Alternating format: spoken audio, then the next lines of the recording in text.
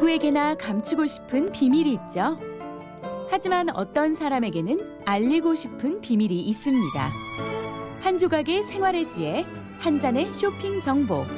우리의 라이프 스타일을 윤기나게 해주는 시크릿. 꼭 담아가고 싶은 이야기만 전해드릴게요. 김현진의 시크릿. 쉿.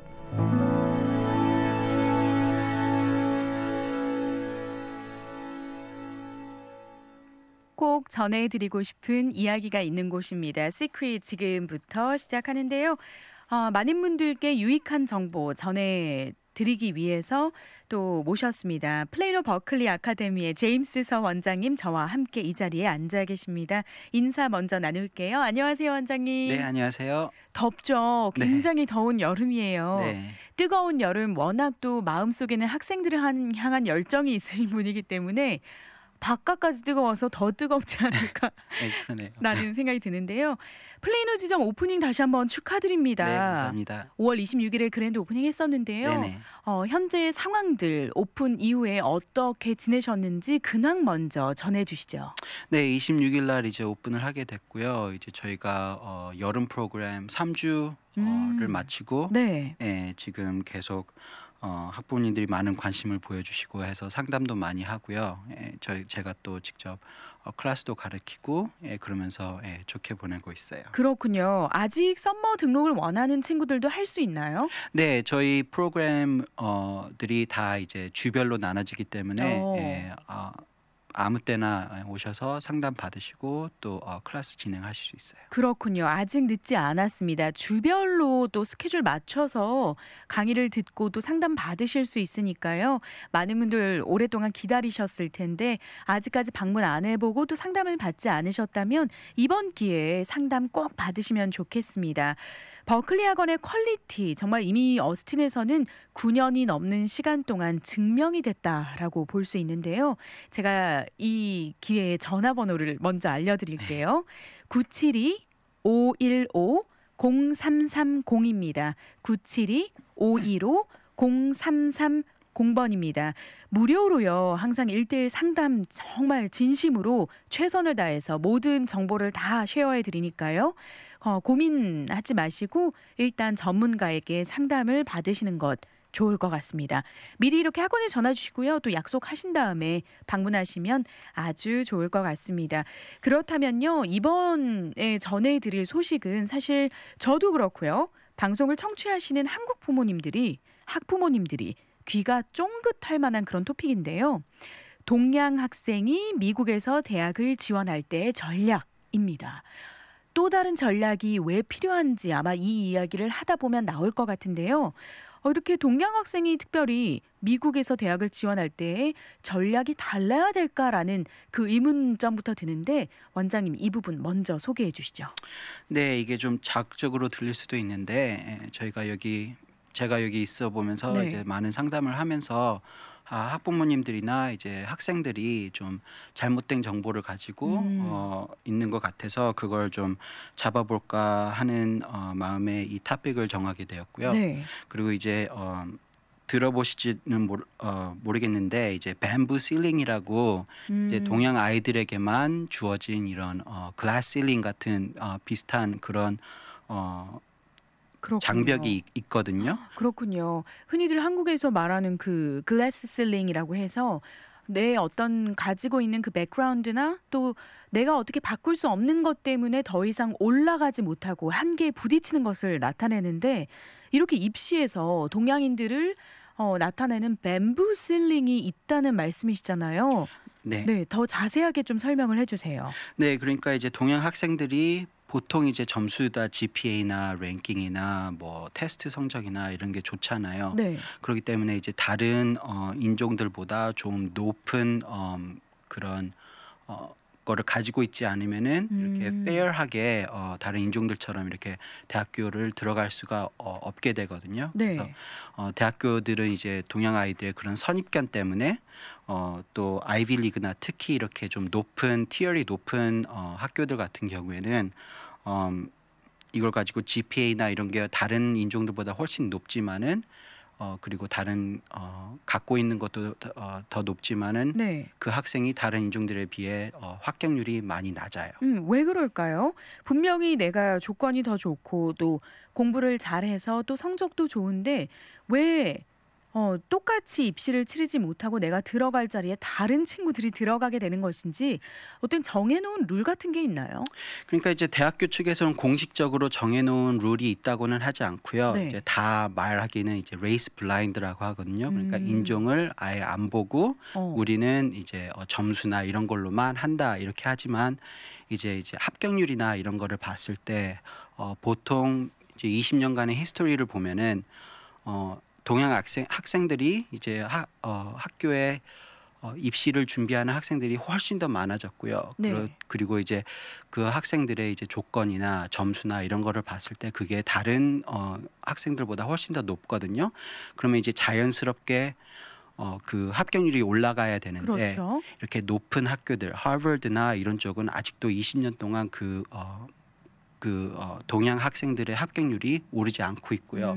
이제 진짜 레이스 블라인드 학교들, 뭐 캘텍이나 버클리나 이런 학교들을 보면은 이제 동양 아이 입시율이 20%에서 이제는 40에서 50%까지 올라갔거든요. 네. 근데 이제 아직도 하버드나 예일 이런 쪽에서는 19%, 20%, 20년 동안 계속 꾸준히 있기 때문에 그런 거를 봤을 때 그 뱀부 실링 아니면은 예, 네. 그런 거를가 없다고는 볼 수가 없죠. 그렇네요. 학교 측에서는 레이스 블라인드다. 우리는 인종을 보지 않고 학생의 어떤 그 능력만 보고 학생을 뽑고 혹은 그 당락을 결정한다라고 하지만 원장님께서 설명을 해주신 부분에 의하면 아시아인들이 굉장히 또 공부를 잘하고 계속해서 입시에 대해서 관심이 높아지기 때문에 이론적으로는 40% 이상의 합격률이 나와야 되는데 결론적으로는 그만큼 나오지 않고 있다는 것.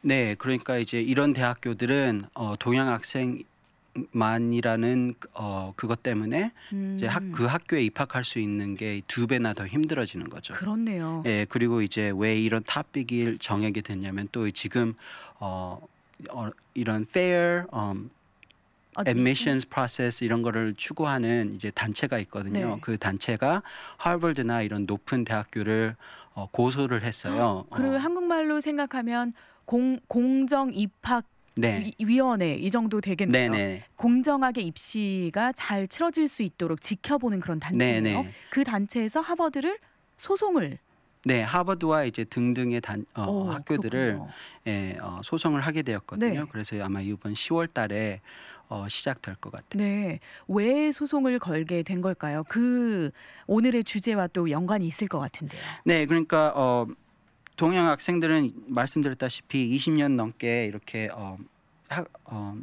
더 많은 학생들이 지원하고 이러는데 다른 학교들을 비교해서 봤을 때 진짜 레이스 블라인드 캘텍도 되게 높은 학교잖아요. 네. 거기는 이제 동양 학생들이 한 43%거든요.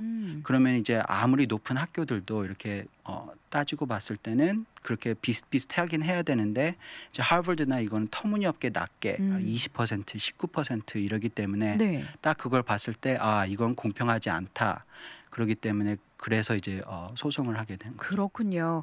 사실 모든 학교들이 그 레이스 블라인드라고 말은 하지만 입시의 결과를 보면 갈리겠네요. 정말 레이스 블라인드를 하는 학교, 인종 상관없이 학생들을 받아들이는 학교, 혹은 결론을 보면 이상하다. 뭔가가 아시아인들이 그 가진 능력에 비해서 좀 적게 뽑혔다라는 그런 결론이 나온다는 건데요. 네.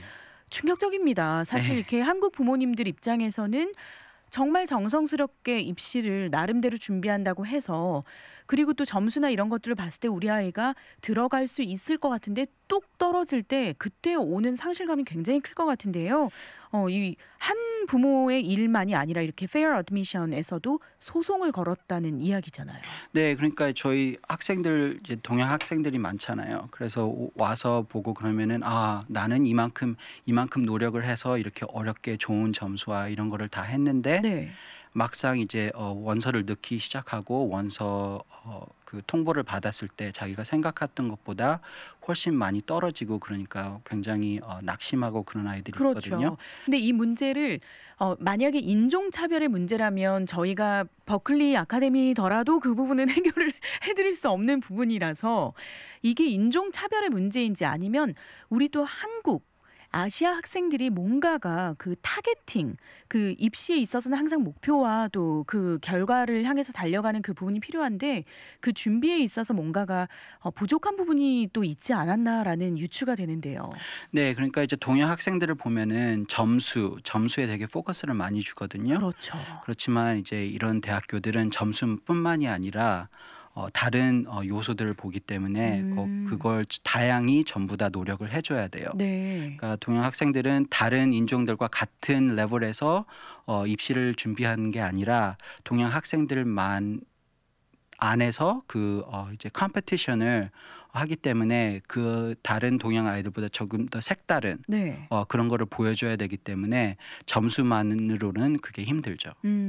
그렇다면 일종의 그 레이스 블라인드를 하지 않아도 일종의 동양인들의 이런 특성 때문에 뽑지 않을 수 있는 여지를 주는 것일 수도 있겠다라는 생각이 드는데 네. 입학 사정관들은 대체적으로 동양 학생들에 대한 인상이 어떤가요?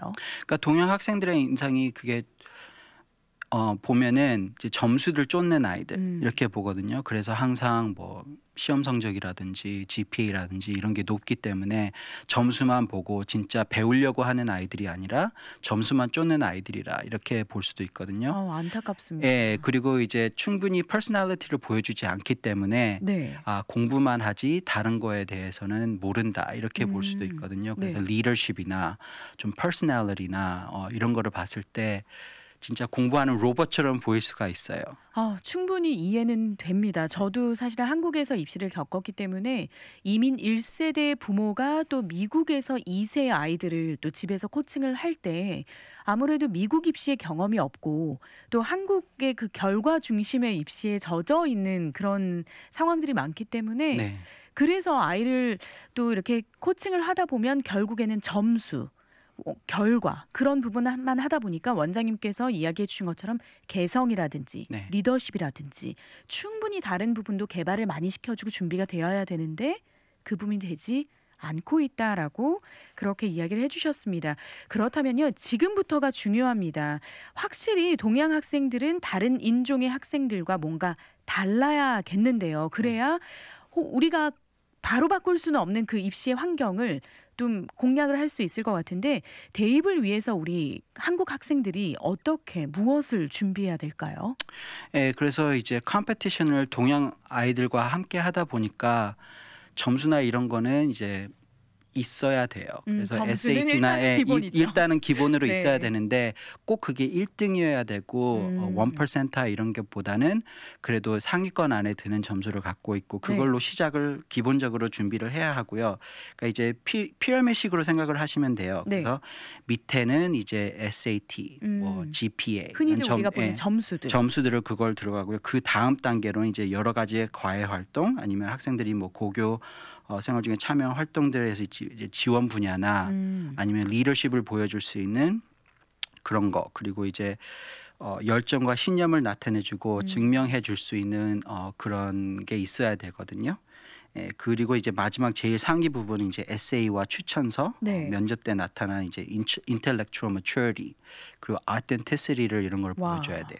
굉장히 준비할 게 많은데요. 네. 사실 이렇게 피라미드 형식으로 설명을 해주시니까 이해가 많이 되는데 그렇다면 이 피라미드를 볼 때 오히려 동양 혹은 한국 부모님들은 가장 저변에 있는 기본이 되는 그 베이직한 그 피라미드만 쌓아왔다라고. 네, 그러니까 그렇게 볼수 거기에다만 있잖아요. 너무 포커스를 뒀기 때문에 그러면 이제 부모님들도 애들 쫓아다니면서 공부시키느라 힘드시고 그렇죠. 또 아이들은 또 이제 부모님께 그런 게 시달려서 그것도 힘들고. 네. 하지만 또 결론은 원하는 결과가 나오질 않고. 네. 그렇군요. 그래서 지금 버클리 아카데미 제임스 원장님과 함께 하고 있는데요. 이렇게 피라미드 형식으로 보면요. 제일 먼저 밑에 기본 단계가 여러분들께서도 저희도 많이 또 생각하고 있는 그 레코드 네. 점수고요. SAT나 GPA 같은 것들. 그다음이 이제 과외 활동 중간 단계입니다. 참여한 활동들, 열정이나 신념을 나타내 주는 그런 방법들이 있고요. 마지막에 제일 상위가 에세이, 추천서, 면접에서 나타나는 인성 같은 것들인데요. 그렇다면 아예 이 가장 기본이 되는 점수가 낮거나 충분히 준비가 되지 않은 우리 친구들, 미국 대학에 지원해도 그러면 가능성이 아예 없는 건가요? 가능성은 있죠. 네. 예, 그렇지만 이제 어떻게 준비를 했느냐. 안타깝게도 근데 이제 SAT 점수나 이런 걸 볼 때 다른 인종들보다는 높게 나와야 그래서 그 뭐라 그럴까 크라이테리아가 조금 네. 더 높아요. 그렇군요. 그러니까 다른 학생들보다 한 140점 이상을 받아야 똑같이 볼 수 있는 그런 단계가 되거든요. 네. 그래서 점수를 높게는 먼저 해야 되고요. 네. 예, 이제 그 다음으로 준비할 게 이제 자기 개성과 장점 같은 거를 잘 살려서 보여줘야 돼요. 그렇군요. 그래서 점수를 조금은 더 내가 할 수 있는 맥시멈으로 좀 올려놓고 아까 소개해 주신 대로 그것만 해서는 안 되기 때문에 또 다른 부분들을 또 이렇게 준비를 해야 되는데 사실 이런 부분을 집에서 다 할 수가 없어요. 그리고 아까 사전 인터뷰 때도 살짝 이야기를 나눴지만 학교 안에서 카운셀러가 있다고 해서 또 그분이 또 면밀하게 이렇게 맞춤으로 카운셀링을 해주시는 거는 아니기 때문에 이 학생이 점수를 어느 정도 높여야 될지 그리고 다른 부분은 어떻게 또 추가를 해야 될지 그런 부분을 바로 버클리 아카데미에서 또 상담을 받으실 수 있을 것 같습니다. 그렇게 되면 또 상황에 맞게 또 본인의 성적에 맞게 지원을 해볼 수 있을 것 같은데요. 그게 되지 않으면 지원조차 꿈을 못 꾸는데 그게 준비가 되면 지원을 해볼 수 있는 거니까요. 그러니까 이제 만약에 지금 12학년으로 올라가는 학생이 있다고 하시면은 이제 다른 요소들을 지금 시작하기에는 너무 늦거든요. 네. 그렇지만 이제 원서에서 할 수 있는 게 에세이예요. 그래서 에세이를 통해서 자기 개성이나 이제 점수나 레즈메이로 못 보여준 자기의 개성, 자기의 관념, 뭐 자기의 인성 이런 거를 충분히 보여줘야 돼요. 그래서 이제 12학년을 올라가는 원서를 어떻게 쓰느냐, 어떻게 준비를 하느냐가 제일 중요하고요. 네. 예, 그 전에 학생들 같은 경우에는 그런 자기가 보여줄 수 있는 그런 게 있으면은 그거를 11학년이든 10학년이든 9학년이든 먼저 그거를 개발을 하면서 같이 점수와 이런 걸과 같이 개발을 해주는 게 좋거든요. 그렇군요. 예. 그렇다면 좀 학년이 낮은 친구들은 당연히 좀 기회가 더 있고요. 그리고 네. 또 점수가 이미 나온 12학년 학생들도 좋은 점은 그거 같아요. 네. 점수가 나와서 점수로만 학교를 가야 된다면 이미 운명이 지어지고 원서를 어떻게 쓰느냐가 문제인데 에세이라는 부분이 또 기회가 될 수 있겠네요. 예, 기회면서도 그게 더 중요한 요소가 될 수가 있죠. 그렇군요. 그래서 혹시 방송을 들으시는 많은 분들 중에 또 12학년의 학부모님들 이미 늦었다라고 생각하지 마시고 그 점수를 더 또 높여줄 수 있는 그런 방법, 에세이를 탁월하게 또 부각시켜서 어필을 할 수 있는 그런 방법이 있다고 설명해 주셨습니다. 토크창에서도 축구 보고 돌아오신 것 같은데요. 학부모님이신 것 같아요. 한국 애들이 진짜 공부만 하는 애들이 있어요. 사회성 없고 또 공부만 하죠. 1등만 알아주는 세상에서 공부했던 부모가 계셔서 어쩔 수 없이 이런 결과가 나오는 듯해요. 미국은 학교 공부 말고도 여러 다양한 활동도 많이 하고 그래야 하는데 아쉽죠라고 해주셨고요. 한국이 쉽도 좋은데 문화로 공부하게 하면 좋은데요. 무조건 국영수와 그 과목 중심으로 하다 보니까 우수한 성적만 고집해서 안타깝죠. 이런 부분 때문에 사실 이민을 선택하시는 분들도 많이 있으시고요. 네. 이민을 선택한 다음에 자식에게 기대하는 것도 굉장히 많으실 텐데 네. 전문가와 정말 원하셨던 그 골을 자녀와 함께 이루시기 위해서 잘 알고 입시를 치러야겠다라는 생각이 듭니다. 네. 그렇다면요. 아직까지 내가 목표하는 대학이 어딘지 모르겠다. 이게 가장 큰 문제잖아요. 어디를 목표로 둬야 될지 모르겠다. 혹은 가고자 하는 분야나 전공이 도대체 뭘 잡아야 될지 모르겠다. 의외로 굉장히 많더라고요. 네. 이런 친구들에게 학부모님들께 주실 수 있는 팁 있나요?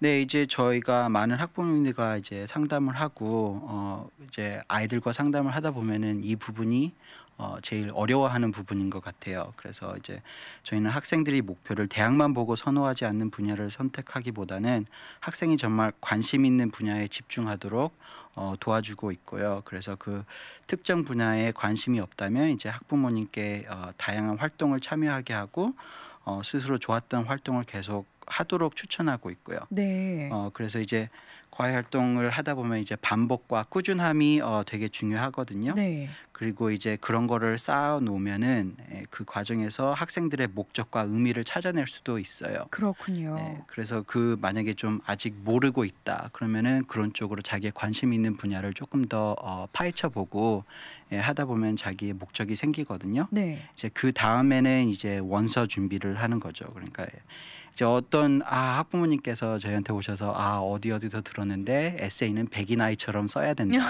뭐 이런 말씀을 하셨어요. 백인아이 같은 예. 에세이는 또 뭘까요? 네, 그러니까 그렇게 써야 된다고 이제 어디서 들으시고 그렇게 말씀하시는 것 같은데 네. 그것보다도 지원서에서는 어차피 저희 이름만 봐도 맞아요. 동양 아이인지 알기 때문에 김최박 그렇기 성만 봐도 때문에 나오죠. 그래서 내 자신이 다른 누군가처럼 쓰는 것보다는 자기 자신에 대한 내가 어떤 사람인지와 그런 진정성을 보여줄 수 있는 에세이가 더욱더 색다르고 또 이제 입학 사정관 생각 속에 많이 남기 때문에 그런 쪽으로 할 수 있도록 저희가 도와드리고 1대1로도 도와드리고 상담해드리고 이러고 있어요. 그렇군요. 과외 활동을 통해서 에세이의 그런 풍부한 자료를 또 개발을 하고 반복과 또 계속해서 목적을 가지고 하는 것이 중요하다고 말씀해 주셨고요. 그리고 가장 중요한 게 지금 말씀해 주신 것처럼 진정성 있는 에세이네요. 남을 또 흉내내거나 또 뭔가 좋아 보여서 하는 게 아니라 정말 나 자신을 잘 표현할 수 있는 그런 에세이. 그 에세이가 경쟁력 있는 에세이다라고 이야기해 주셨습니다. 원장님도 두 분이요. 또 밴부슬링을 뚫으신 분들이잖아요. 그래서 UC 버클리라는 좋은 대학 나오셨기 때문에 아무래도 또 그런 입시를 경험한 선배로서도 좋은 조언을 주실 수 있을 것 같은데요. 네. 실제 도움이 많이 되실 것 같아요. 네. 그러니까 이제 학생들 얘기하다 보면은 저희가 직접 겪어봤기 때문에 그렇죠. 저희가 이제 주는 애드바이스나 이런 걸 잘 받아들여요. 네. 그런 것도 있고요. 이게 또 저희가 직접 겪어봤기 때문에 어떤 부분이나 어떤 에리아에 좀 포커스를 둬야 되고 어떤 쪽을 좀 어보이드 해야 되고 이런 네. 것까지 다 얘기해 드릴 수가 있거든요. 네. 그리고 이제 제가 맞춤형으로 하기 때문에 아이들마다 그 아이의 최대로 끌어올려서 자기의 그 레즈메이보다 그만큼의 그 이상의 입시 결과를 받을 수 있도록 저희가 도와드리죠. 좋습니다. 두 분 원장님의 경험 그리고 또 가르쳤던 경험이 합쳐져서 버클리 아카데미에서 여러분들 원하셨던 꿈 이루실 수 있을 것 같습니다. 제가 마지막으로 전화번호 다시 한번 안내해 드릴게요. 972-515-0330번입니다. dkn730.com 업소록에서도 확인하실 수 있습니다. 오늘 버클리 아카데미 제임스 서 원장님과 함께했습니다. 원장님 오늘 함께해 주셔서 감사합니다. 네, 감사합니다.